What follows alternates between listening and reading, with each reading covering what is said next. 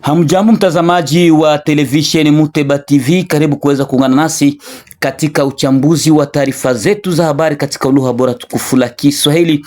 Taarifa yake Janvier Emmanuel Kaluya, msomaji wako Muteba akiwa anamiliki mitambo. Mahali popote ambapo ulipo, nikaribisha kuweza kujiunga nasi katika uchambuzi wetu wa taarifa zetu za habari katika lugha hii ya Kiswahili.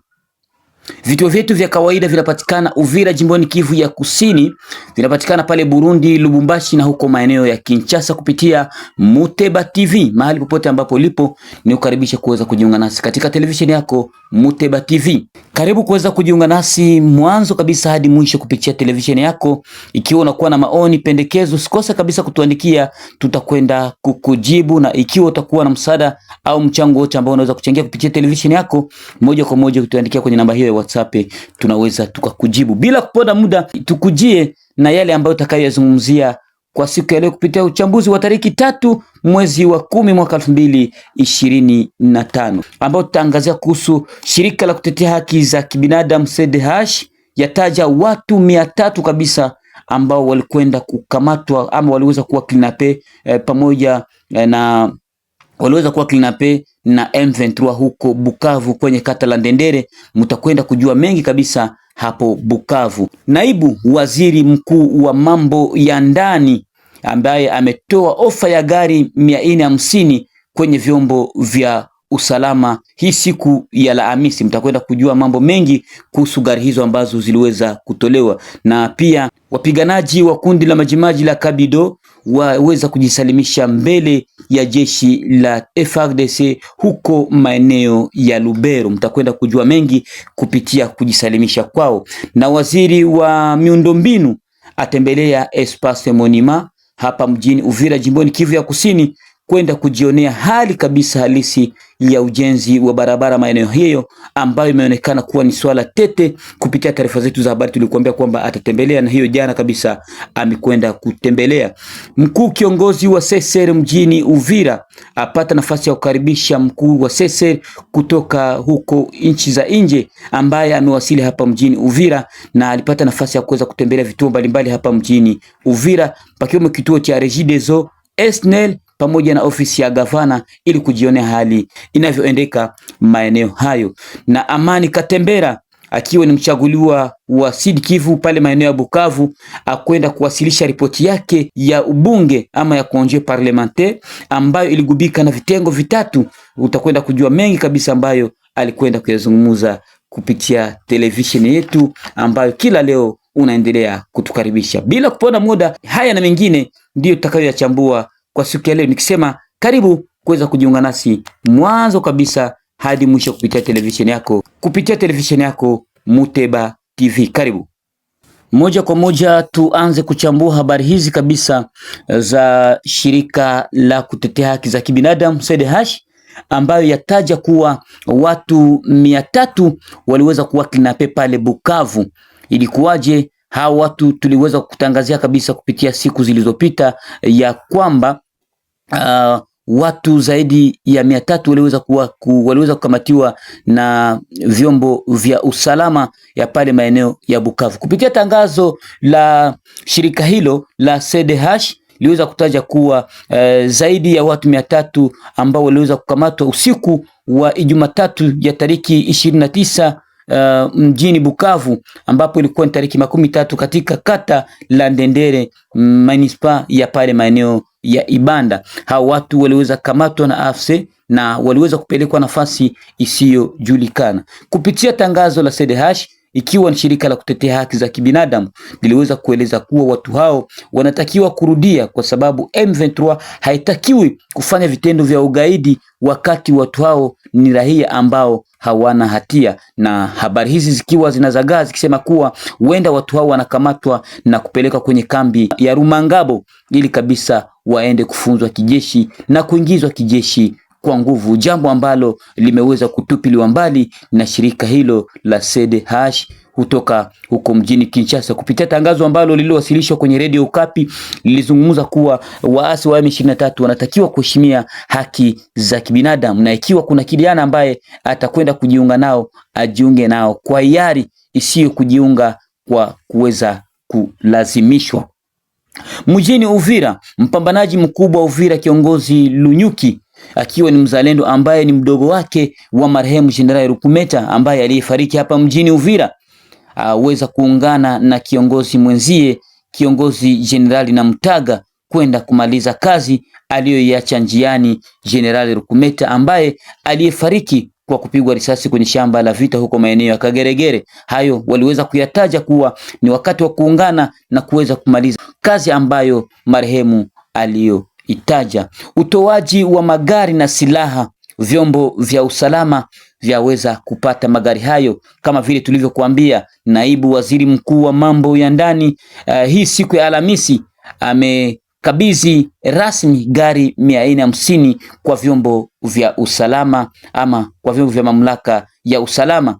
Jackman Shabani aliweza kabidhi pia silaha kwa vyombo vya kijeshi. Walionufaika na msaada huyo ni jeshi la polisi, ANR, DGM, polisi wa mpakani pamoja na magavana wa Sankuru na Lomami, bila kusahau viongozi wa kitawala na waziri wa mambo ya miundo mbinu ndani katika ngazi za wilaya.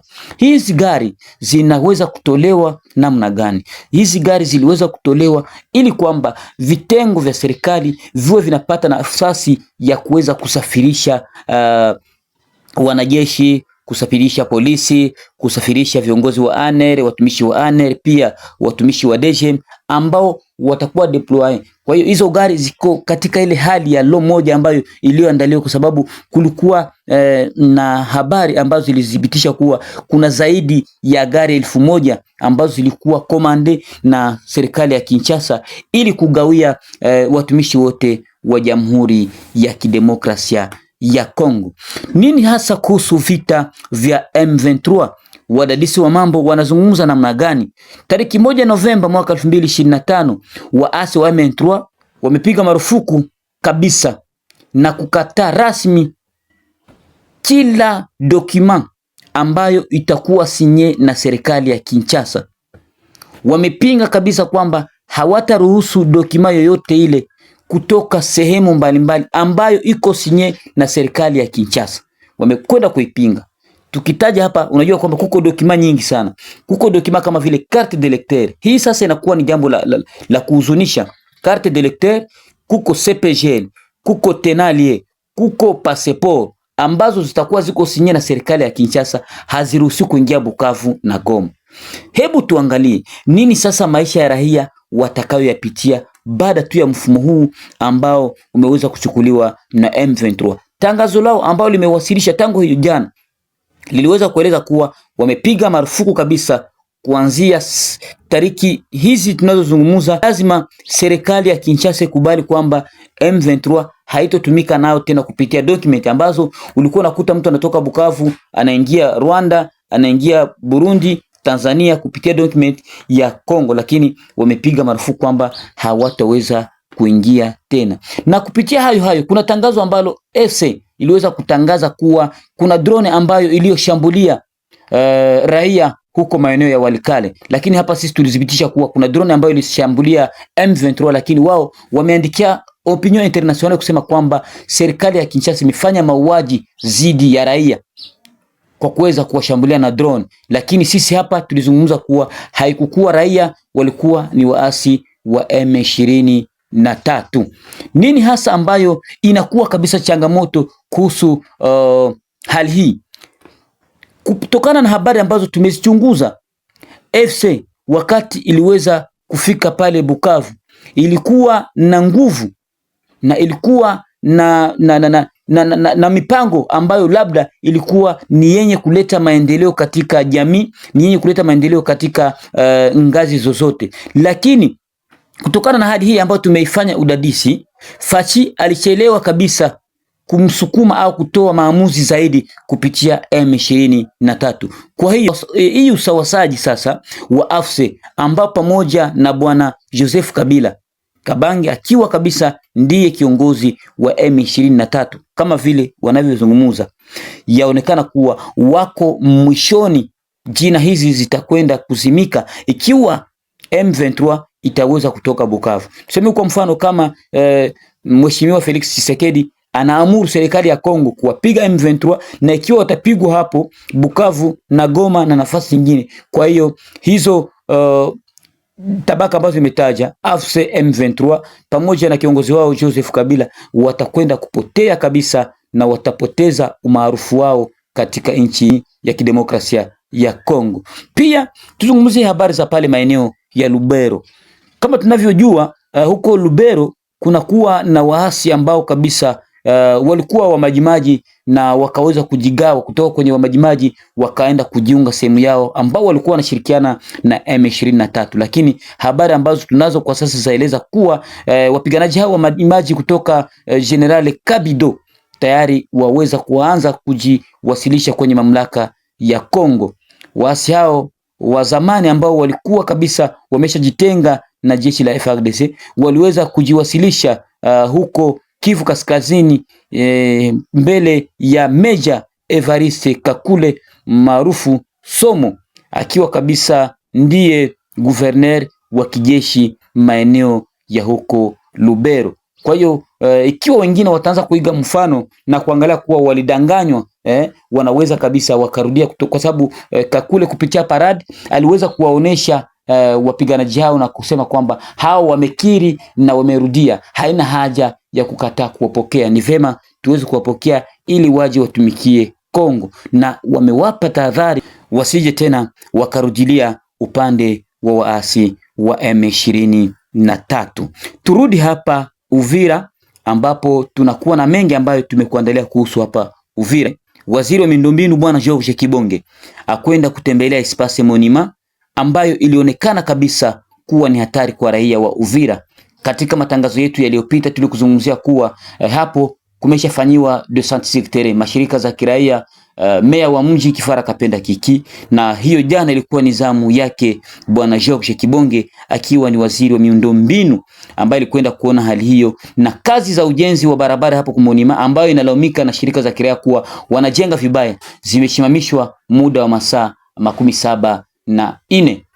Muda wa masaa 74 ishimamishwe ili wafanye vikao na mashirika za kiraia na entreprise USK pamoja na OVD waangalie namna gani wa kuweza kurudisha hiyo sura ambayo raia wanayohitaji hapa mjini. Kwa hiyo tunasubiria leo au kesho kutakuwa na kikao ambacho tutaweza kuzungumzia kile ambacho walichokizungumzia.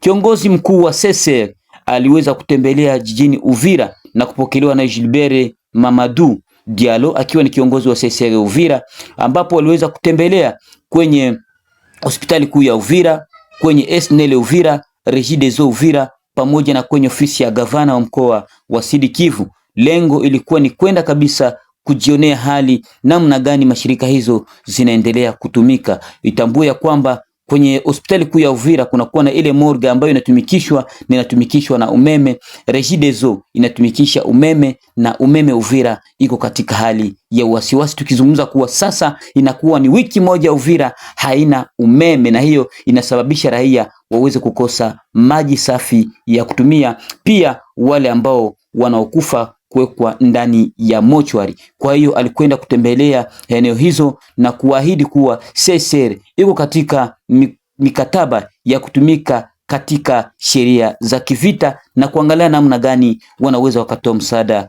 kwa wakaaji wa Uvira. Ikumbusho kuwa tayari ugonjwa wa kipindupindu unaanza kuathiri wakaaji wa Uvira, hasa kwa wakati huu wa ukosefu wa umeme, wakati bei za chaji imepanda hadi 500 pesa za makongomani, wakati raia waanza kulia kuhusu ukosefu wa umeme mjini Uvira.